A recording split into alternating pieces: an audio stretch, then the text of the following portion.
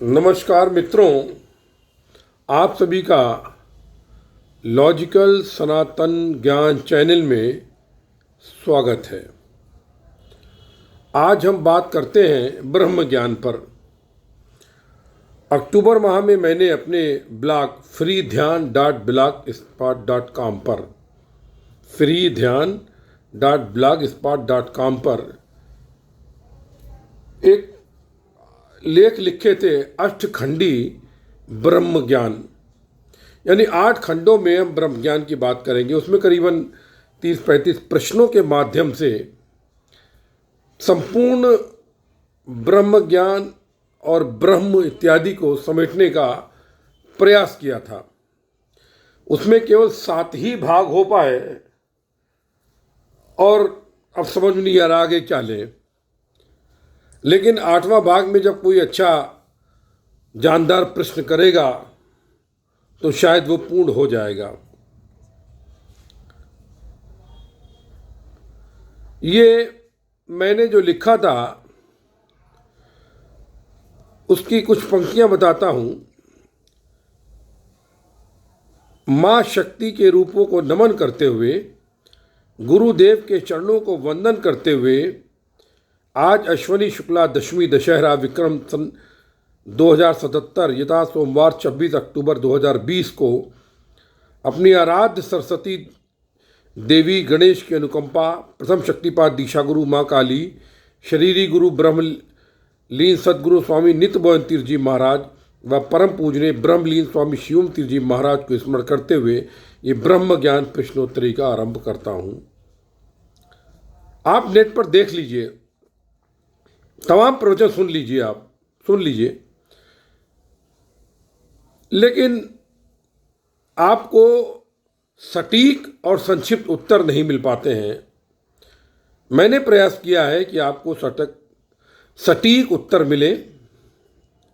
आप विस्तार में जाना चाहते हैं तो उस लेख को देख सकते हैं, लेकिन मैं चैनल पर कुछ चर्चा करता हूं। आज कुछ प्रश्नों के उत्तर ऊपर नीचे करता हूं। इसमें पहला प्रश्न ये है कि ब्रह्म ज्ञान क्या है, लेकिन मैं पहला प्रश्न ये आरंभ करता हूं, आज आप तक जान सकें ब्रह्म क्या है।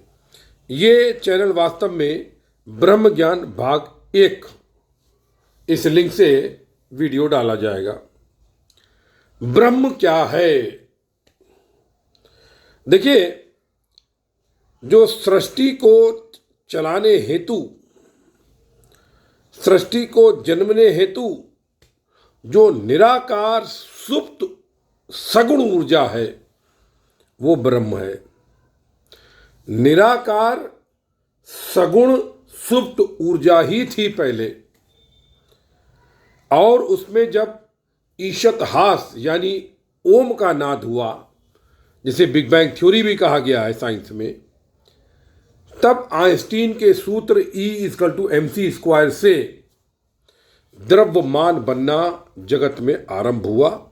इस पर पूरा एक लेख हमारा दिया हुआ ब्लॉग पर, इसमें ब्रह्मांड की उत्पत्ति मुझे ध्यान में प्रभु श्री कृष्ण की लीला से देखने का सौभाग्य प्राप्त हुआ।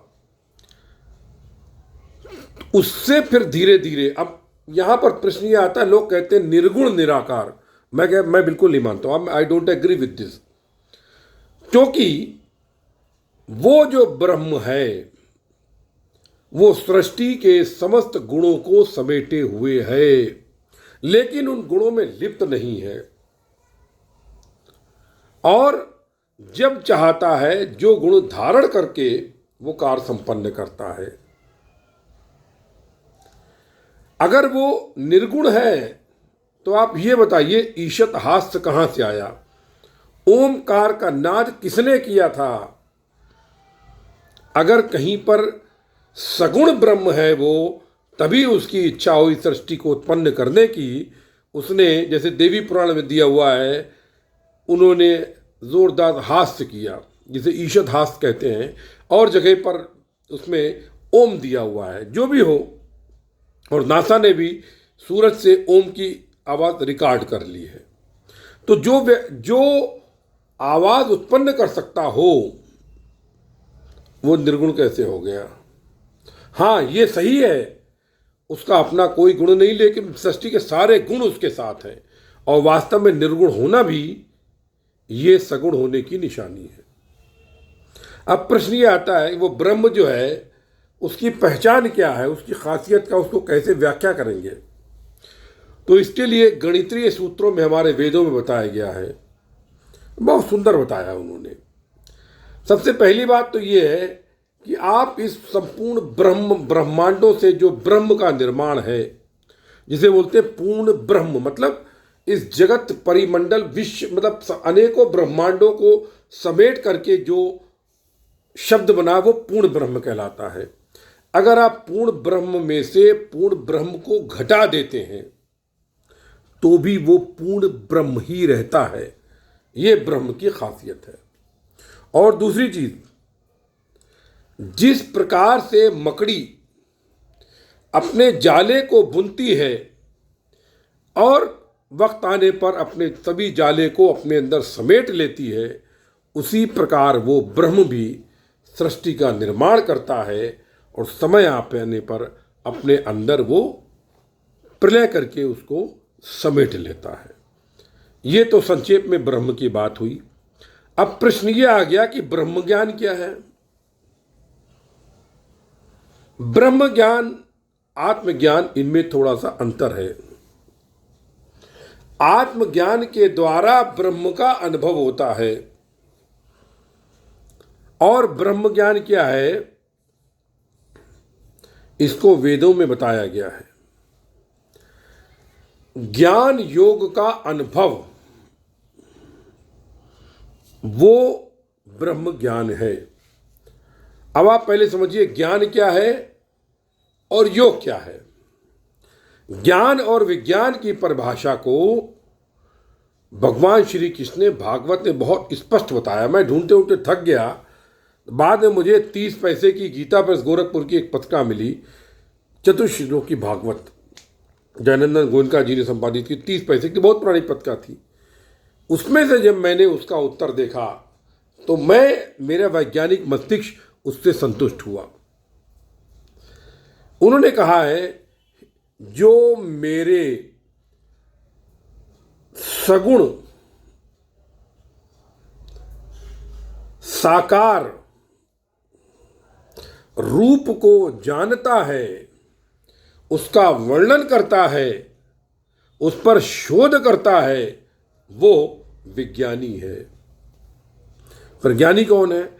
तो उन्होंने कहा जो मेरे सगुण निराकार रूप पर शोध करता है, उसको जानता है,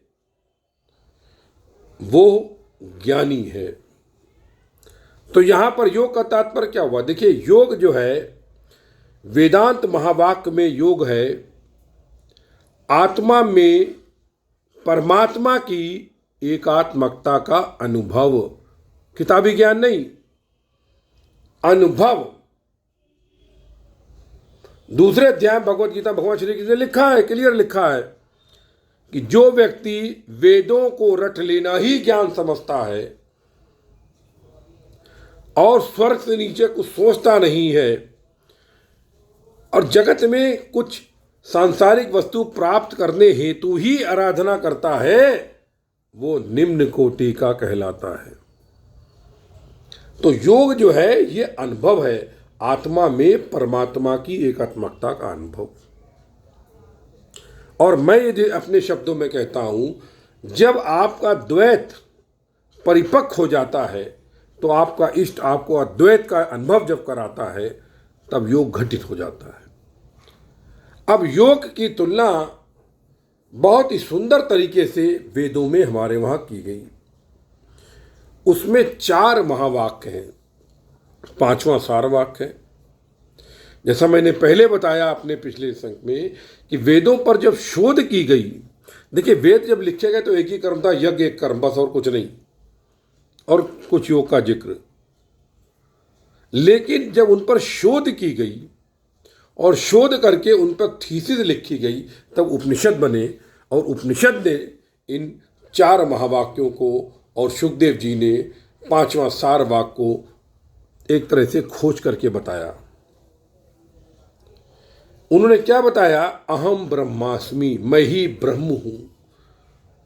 जब मनुष्य को यह अनुभव होता है तो उसको योग का अनुभव हो जाता है, ब्रह्म का अनुभव हो जाता है और ब्रह्म ज्ञान प्राप्त हो जाता है।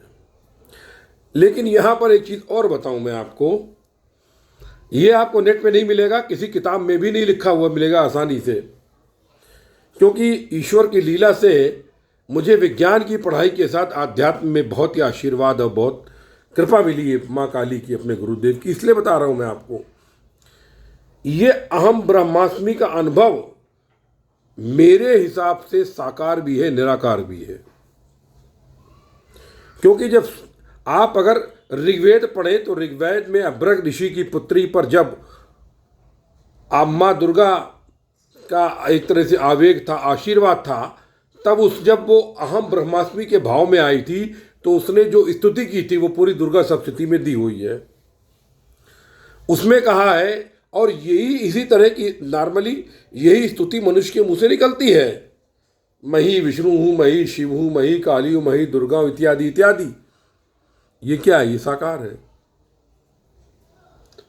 लेकिन निराकार के माध्यम से अध्ययन करके जो जाता है ऊपर, ज्ञान योग प्राप्त करता है, उसको ये अनुभव नहीं होता है। उसको निराकार का अनुभव होता, ओम, ओम सर्वव्यापी है सिर्फ, बस ओम से ऊपर नहीं जाता वो। इसीलिए मैं कहता हूं, जिसको साकार से निराकार का अनुभव मिला है वही पूर्ण है। मात्र निराकार का ढिंढोरा पीटने वाला अपूर्ण ज्ञानी या अज्ञानी ज्ञानी है। तो ब्रह्म ज्ञान क्या है? ज्ञान योग की प्राप्ति। योग में वेद महावाक्य 4 प्रकार के अनुभव होते हैं, चारों अलग अलग है थोड़े थोड़े। पहला, अहम ब्रह्मास्मि, मैं ही ब्रह्म हूं। एक अजीब तरह का, एक तरह से क्या बोले, मतलब शरीर के अंदर बदलाव आते हैं, पूरा शरीर जैसे सुन्न हो करके, जैसे अंदर से एक गूंज आने लगती है, बस मैं ही ब्रह्म हूँ।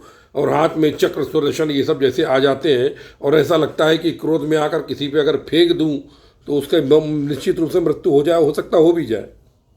बहुत अजीब तरह का अनुभव है, ये अपने आप होता है, इसको कोई जानबूझ के नहीं कर सकता, अपने आप ही ये होता है।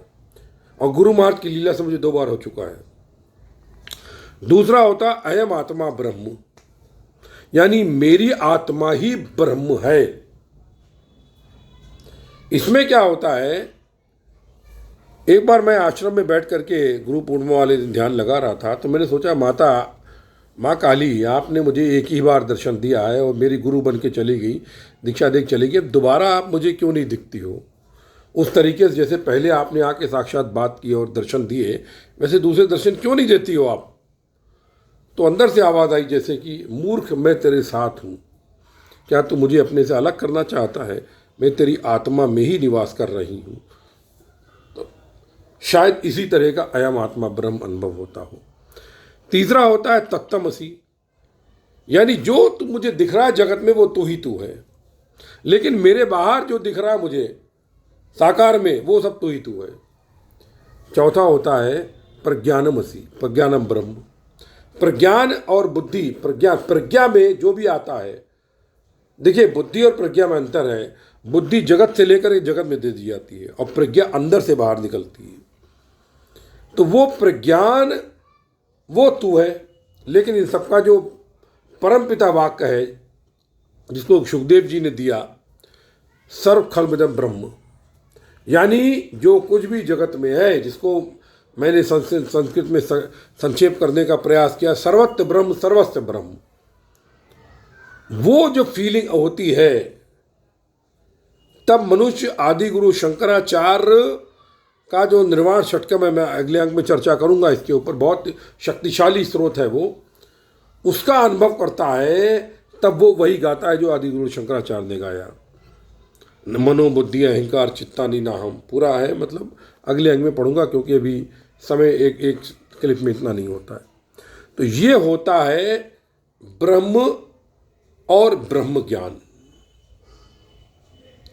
अब इसके अगले अंक में हम बात करेंगे योग क्या है, भक्ति योग, कर्म योग, ज्ञान योग और सांख्य योग। इनके ऊपर हम संक्षेप में बात करेंगे अगले अंक में।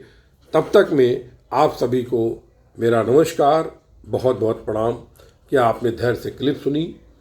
जय गुरुदेव, जय महाकाली, सर्वस्य ब्रह्म सर्वत्र ब्रह्म।